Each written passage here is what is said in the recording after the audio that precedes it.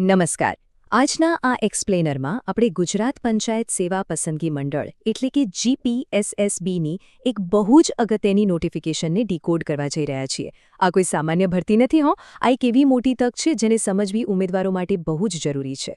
તો ચાલો સીધી જ વાત પર આવીએ. સ્ક્રીન પર જે દેખાય છે એ GPSSBનો સત્તાવાર લોગો છે અને આનો સીધો અર્થ એ છે કે આજે આપણે જે કંઈ પણ ચર્ચા કરીશું ને એ બધી જ માહિતી આ 24 પેજની ઓફિશિયલ જાહેરાતમાંથી જ લેવામાં આવી છે.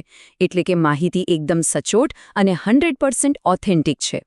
અને હવે આ આંકડો જુઓ, 420. હા, આ માત્ર કોઈ રેન્ડમ નંબર નથી, આ છે કુલ ખાલી જગ્યાઓ.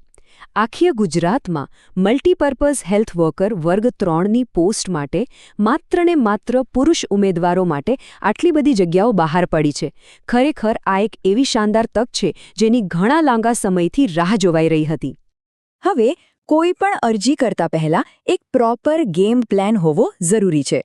આપણા આજના કેન્ડિડેટ્સ એક્શન પ્લાનમાં આપણે આટલી વસ્તુઓ જોઈશું: નોકરીની રૂપરેખા અને ખાલી જગ્યાઓ, જરૂરી લાયકાત અને ઉંમરની મર્યાદા, ખાસ કેટેગરી અને અનામત, અરજીની ફી અને તારીખો, અને સૌથી છેલ્લે અરજી કરવા માટેના કેટલાક એકદમ ક્રુશિયલ નિયમો.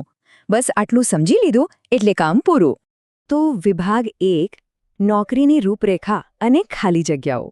એટલે કે આ 420 જગ્યાઓ ખરેખર ક્યાં આવેલી છે એ સમજી લઈએ. જુઓ, આમ તો આ નોકરીઓ ગુજરાતના અલગ-અલગ ઘણા જિલ્લાઓમાં વહેંચાયેલી છે. પણ જરા અહીં ધ્યાન આપો. સૌથી વધુ ખાલી જગ્યાઓ કચ્છમાં છે, પૂરી 126. અને એના પછી દાહોદમાં 90 અને નર્મદામાં 33 જગ્યાઓ છે. એટલે કે 420નો એક બહુ મોટો હિસ્સો આ 2-3 જિલ્લાઓમાં જ છે. ફોર્મ ભરતી વખતે આ આંકડાઓ ધ્યાનમાં રાખવા એ બહુ સ્માર્ટ સ્ટ્રેટેજી સાબિત થઈ શકે છે. આગળ વધીએ વિભાગ 2 તરફ, લાયકાત અને વયમર્યાદા.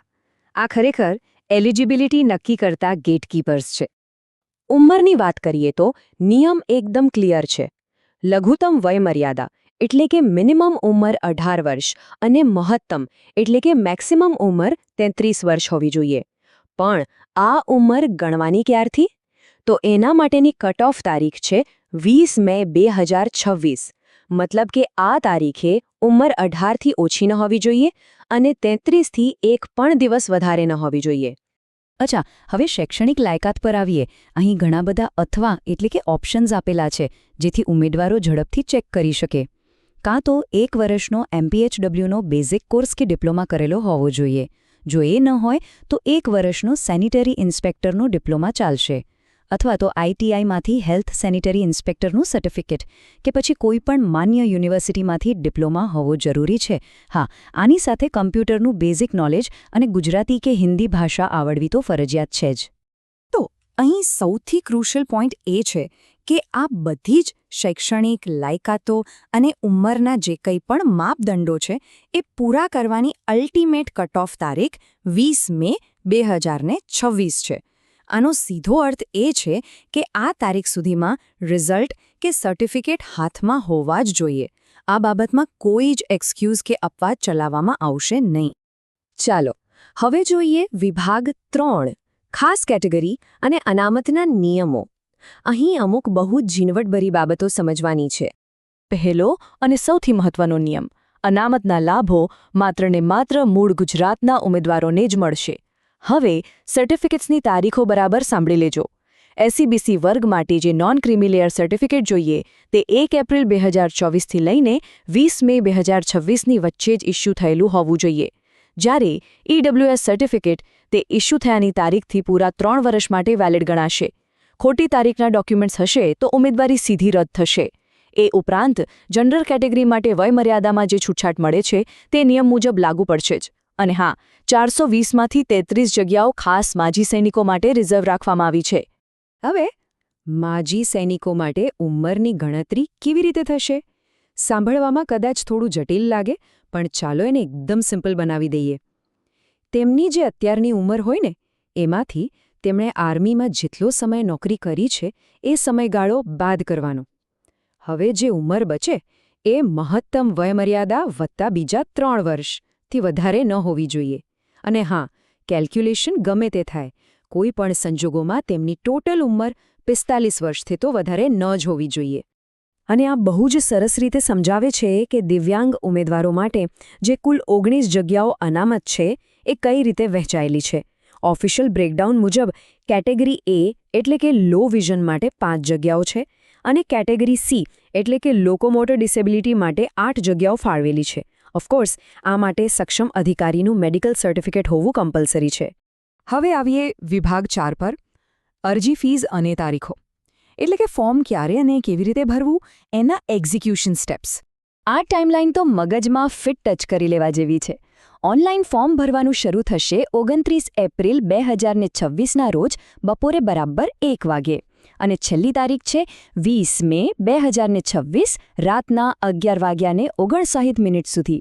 પણ ખરેખર કહું તો છેલ્લી ઘડીના સર્વર પ્રોબ્લેમ્સથી બચવા માટે 20 તારીખ સુધી રાહ જોવી જ ન જોઈએ. ફીની વાત કરીએ તો નિયમો બહુ ક્લિયર છે. અનામત વર્ગના ઉમેદવારો, દિવ્યાંગો અને માજી સૈનિકોએ કોઈ જ ફી ભરવાની નથી. એકદમ ફ્રી. જ્યારે જનરલ કેટેગરીના ઉમેદવારોએ ₹100 ફી અને એની ઉપર SBI ઈ-પેના જે નોમિનલ ચાર્જીસ થતા હોય તે ઓનલાઈન ચૂકવવાના રહેશે. જો ફી નહીં ભરાય તો એપ્લિકેશન માન્ય નહીં ગણાય. હવે માની લો કે કોઈ જનરલ કેટેગરીના ઉમેદવાર ઓનલાઈન ફી ભરવાનું ચૂકી ગયા તો શું? તો એના માટે એક સેફ્ટી નેટ આપેલી છે. જો ઓનલાઈન ફોર્મ કન્ફર્મ કરી નાખ્યું હોય તો 21થી 25 મે 2026ની વચ્ચે ગાંધીનગર ખાતે મંડળની ઓફિસે જઈને રૂબરૂ ₹500 લેટ પ્રોસેસિંગ ફી તરીકે રોકડા જમા કરાવી શકાય છે. આ એક બહુ મોટી રાહત છે. અને હવે આપણો છેલ્લો વિભાગ 5. અરજીના મહત્વના નિયમો જેથી ફોર્મ રિજેક્ટ થવાથી બચાવી શકાય. આખી આ પ્રક્રિયા આપણે જાણીએ છીએ તેમ ફક્ત ઓજસની વેબસાઇટ ojas.gujarat.gov.in પરથી જ કરવાની છે. બધી જ વિગતો એકદમ ધ્યાનથી સ્પેલિંગ મિસ્ટેક વગર ભરવાની છે. પણ અહીં મોટાભાગના લોકો ક્યાં ભૂલ કરે છે ખબર છે? ફોટો અને સિગ્નેચરમાં. યાદ રાખો, પાસપોર્ટ સાઇઝનો ફોટો અને સહી માત્ર ને માત્ર 15 કિલોબાઇટની સાઇઝમાં જ સ્કેન કરેલા હોવા જોઈએ અને તે પણ JPG ફોર્મેટમાં. 15 KBથી સહેજ પણ મોટી ફાઇલ હશે તો સિસ્ટમ એને અપલોડ જ નહીં કરે. હવે આ સ્લાઇડમાં જે માહિતી છે ને એ ખરેખર બહુ જ ઇન્ટરેસ્ટિંગ અને અગત્યની છે. નિયમ એવો છે કે એક ઉમેદવાર એક જ અરજી. પણ ક્યારેક એવું થાય કે કોઈ ભૂલ સુધારવા કે બેકઅપ માટે ઉમેદવાર એકથી વધારે અરજી કરી દે તો પછી કઈ માન્ય ગણાય? તો મંડળનો સીધો નિયમ છે કે સૌથી છેલ્લી જે અરજી કન્ફર્મ થઈ હશે અને જેની ફી ભરેલી હશે ફક્ત એ જ માન્ય રહેશે. અગાઉની બધી જ અરજીઓ ઓટોમેટિક કેન્સલ થઈ જશે. તો આ બધું સમજ્યા પછી હવે સૌથી મોટો સવાલ એ છે કે શું ફોર્મ ભરતા પહેલાં બધા જ જરૂરી ડોક્યુમેન્ટ્સ રેડી છે?